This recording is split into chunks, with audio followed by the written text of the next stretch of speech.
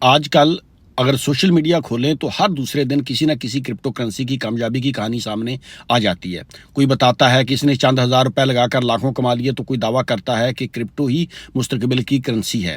ایسی باتیں سن کر بہت سے لوگ یہ سمجھے بغیر اس میدان میں قدم رکھ دیتے ہیں کہ حقیقت کیا ہے اور اس راستے میں کتنے خطرات پوشیدہ ہیں۔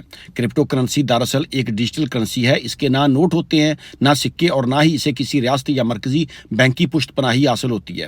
اس کی خرید و فروخت انٹرنیٹ پر ہوتی ہے اور اس کی قیمت صرف مارکیٹ کی طلب و رسد کے مطابق بدلتی رہتی ہے۔ یہی وجہ ہے کہ کبھی ایک دن میں اس کی قیمت آسمان کو چھوتی ہے اور کبھی چند گھنٹوں میں زمین پر آ گرتی ہے۔ بظاہر یہ ایک جدید ٹیکنالوجی ہے اور بلاک چین جیسے نظام پر قائم ہے، لیکن سوال صرف ٹیکنالوجی کا نہیں بلکہ اس کے استعمال اور اس سے وابستہ خطرات کا بھی ہے۔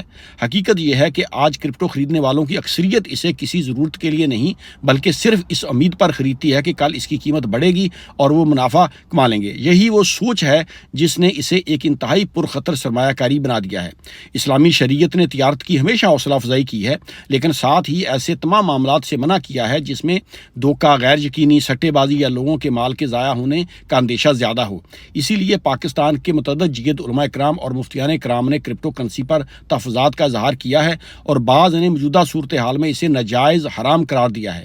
ان کے نزدیک اس میں غرر یعنی غیر ضروری، غیر یقینی، شدید قیمتوں کا اتار چڑھاؤ اور سٹے بازی کی کیفیت نمایاں ہے۔ یہ بھی حقیقت ہے کہ اس موضوع پر دنیا بھر کے تمام علماء کرام کی ایک ہی رائے نہیں ہے۔ بعض اسلامی مالیات کے ماہرین مخصوص اقسام کے کرپٹو اثاثوں یا مخصوص شرائط کے تحت مختلف آراء رکھتے ہیں۔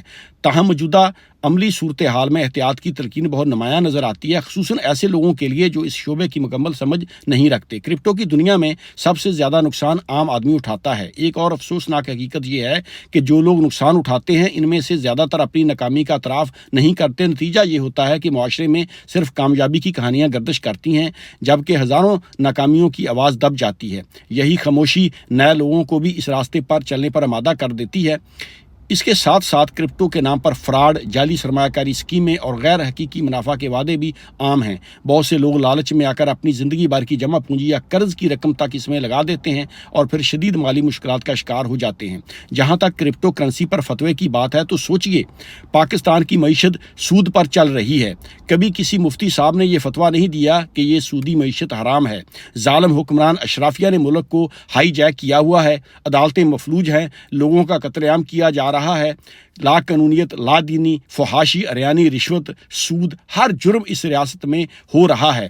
کبھی کسی مفتی صاحب نے یہ فتویٰ نہیں دیا کہ اس فاشزم حکومت کے خلاف جہاد فرض ہو چکا ہے۔